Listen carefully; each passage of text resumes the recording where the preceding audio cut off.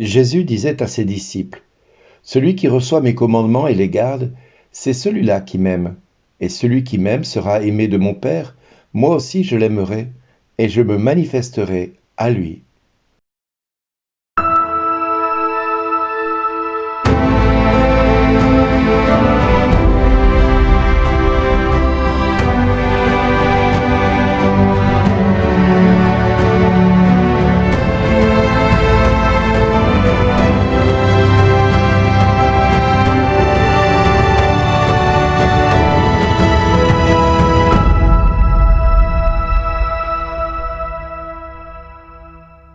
Aujourd'hui, le message vous est adressé par Bernard Dille. Bonjour les amis, si l'évangile de ce jour nous parle de recevoir les commandements et de les garder afin de manifester l'amour que nous portons à Jésus et par la même occasion au Père, eh bien, le Fils de Dieu nous invite à faire cela parce qu'il nous dit que le Père et lui nous aimeront tels que nous sommes et nous se manifesterons à nous. Tout simplement comment ?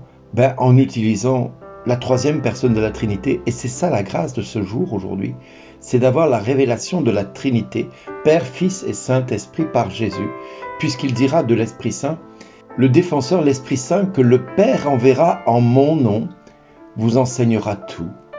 Il vous fera souvenir de tout ce que je vous ai dit. En clair, aujourd'hui, par l'Esprit Saint, nous sommes capables de comprendre et d'entendre les paroles que Jésus a dites à Pierre, à Paul, à Jacques, à tous les autres apôtres du temps de son passage sur terre et du temps de la vie de ces hommes tels qu'ils étaient à l'époque. Oui, nous ne devons pas considérer les saints comme des dieux, comme Hermès ou comme Zeus, comme le faisait ce peuple qui, à un moment donné, ont confondu Paul et Barnabé comme des dieux, Mais nous devons au contraire voir dans la vie des saints des hommes et des femmes qui nous montrent la Trinité, qui nous montrent l'amour de la Trinité. C'est ce que Catherine de Sienne, dont nous fêtons aujourd'hui sa fête, aujourd'hui, le 29 avril, aujourd'hui l'Église nous invite à suivre son exemple, de montrer la Trinité à tout le peuple de Dieu, y compris au clergé qui parfois oublie qu'ils servent la Trinité et qui servent tout simplement leur gloriole. Et il faut toujours recentrer les choses vers la Trinité.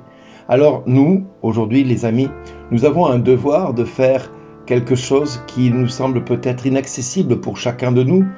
Et pourtant, c'est à Dieu que nous devons manifester la gloire, c'est à la Trinité que nous devons rendre la gloire.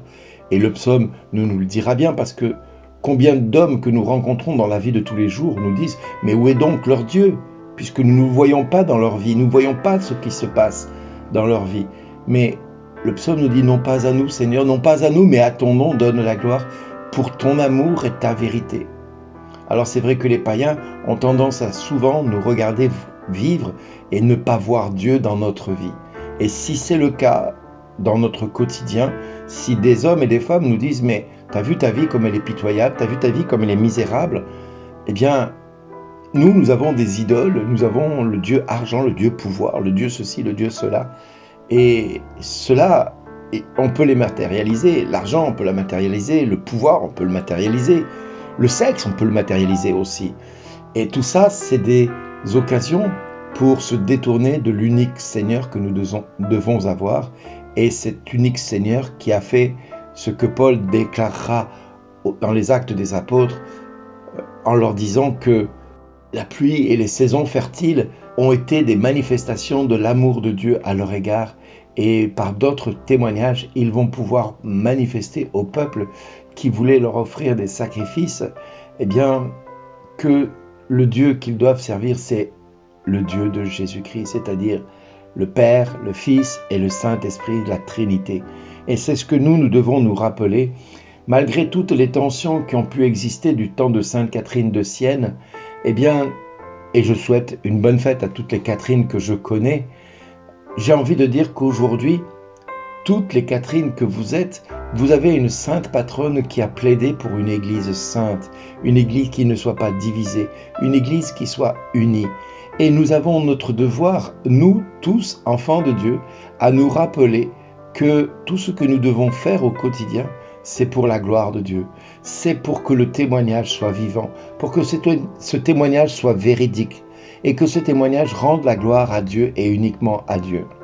Alors nous devons prier pour notre Église, nous devons prier pour notre clergé qui est malade dans bien des cas, dans bien des situations où le miracle n'existe pas, où la puissance de la parole n'est plus là, où tout simplement Dieu n'est pas présent dans leur ministère parce qu'ils ont un Dieu intelligent, un Dieu humain avec une sagesse humaine et non pas avec la sagesse divine qu'ils devraient avoir en permanence pour servir Dieu. Je pense que beaucoup d'entre nous avons dans nos paroisses des prêtres qui sont, je dirais, des accros de la réunion, mais de la prière, ils ne le sont pas forcément. Et nous devons prier pour que nos saints prêtres et nos saints évêques deviennent de saints prêtres et de saints évêques, parce qu'ils le sont dans l'appel qu'ils ont reçu, mais ils doivent le devenir dans les actes qu'ils doivent accomplir quotidiennement en revenant à la prière et demander à votre saint prêtre peut-être de remettre l'adoration du Saint-Sacrement, de remettre l'exposition du Saint-Sacrement de manière permanente dans leur paroisse, au lieu de faire des réunions, de passer du temps dans la paroisse, dans l'église, à adorer le Seigneur et à confesser le peuple de Dieu. Tous les sanctuaires mariaux regorgent de prêtres qui confessent en permanence le peuple de Dieu parce que c'est un lieu où l'on prie, où les hommes et les femmes se réunissent pour prier et pour rendre la gloire à Dieu qui lui est due. Eh bien, nous aussi, nous devons demander à nos prêtres de ne pas attendre d'aller à Lourdes pour avoir un temps de prière, mais de le faire et de le vivre en paroisse et en église. Nous devons aller trouver nos curés et leur dire « Mon Père, je vous demande d'exposer le Saint-Sacrement. Je vais rester devant lui le temps qu'il faudra pour que d'autres personnes puissent venir adorer le Seigneur. Organisons ensemble une adoration perpétuelle. Il y a à Paris des lieux où l'adoration perpétuelle existe. À Montmartre, par exemple, nous pouvons aller adorer le Seigneur continuellement. Nous pouvons l'adorer dans d'autres lieux. Et même si le Saint-Sacrement n'est pas exposé, il est là dans le tabernacle. Et j'ai envie de vous raconter cette petite histoire lors d'un tremblement de terre. En Italie, beaucoup de pierres sont tombées dans l'assemblée qui était en train de célébrer une messe. Et donc, beaucoup de personnes ont été blessées. Et en sortant les blessés, bien évidemment, beaucoup de secouristes sont venus voir s'il y avait encore d'autres personnes à l'intérieur de l'église qui avaient pu être blessées ou tuées et se trouvant sous les décombres. Et un maître chien est arrivé et a commencé à faire tout le tour de l'église à l'intérieur. Et à un moment donné, le chien a marqué l'arrêt à un endroit pour indiquer qu'il y avait quelqu'un dessous. Et en déblayant les débris, les morceaux de l'église qui étaient tombés à cet endroit, eh bien, l'homme a été surpris. Et la seule personne qu'il ait pu trouver à ce moment-là, c'était le tabernacle dans lequel se trouvait Jésus eucharistique. Eh bien, le chien avait marqué l'arrêt pour indiquer qu'il y avait quelqu'un là-dessous. Eh bien oui, ce quelqu'un, c'est Jésus qui est venu nous sauver et qui est toujours vivant. Cette histoire est une histoire vraie qui s'est passée lors d'un tremblement de terre. Et ce maître chien a témoigné en disant, lui qui n'avait pas la foi, a rencontré Dieu à cette occasion-là. Parce que quand il a vu qu'il est tombé sur le tabernacle et que le chien marquait le tabernacle, il a bien compris que Jésus était là. Donc même si le prêtre refuse d'exposer le Saint-Sacrement, demandez-lui l'autorisation de pouvoir rentrer dans l'église et de pouvoir prier Jésus, même devant le tabernacle. Et c'est Dieu qui fera le reste ensuite. Voilà les amis, c'est ainsi que Jésus veut que nous passions du temps en sa présence et c'est à sa présence qu'il va nous enseigner toutes choses nouvelles parce qu'il a fait de nous le temple du Saint-Esprit et parce que nous sommes le temple du Saint-Esprit, le Saint-Esprit demeure en nous et nous rappellera tout ce que Jésus a dit à ses apôtres au moment de sa vie sur terre et juste après sa résurrection, avant sa montée au ciel. Les amis, nous allons vers l'ascension. Préparons vraiment notre cœur à ce temps, à ce moment inoubliable que l'Église a vécu et qu'elle se rappelle chaque année. Eh bien, nous aussi, rappelons-nous ce que Dieu a fait pour nous, témoignons de ce que Dieu a fait pour nous et témoignons à Dieu de la reconnaissance que nous lui portons d'avoir fait tout cela, non pas à nous, mais à sa gloire. Non pas pour nous, mais pour sa gloire. non pas sans nous, mais avec nous pour sa gloire, parce que Dieu ne cesse de nous dire dans notre quotidien, jour après jour, merci d'exister.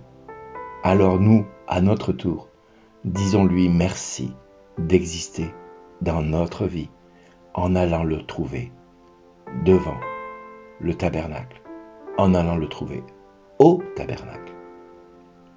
Voilà les amis, et moi je vous embrasse et je vous dis merci d'être ce que vous êtes et merci d'exister. Amen.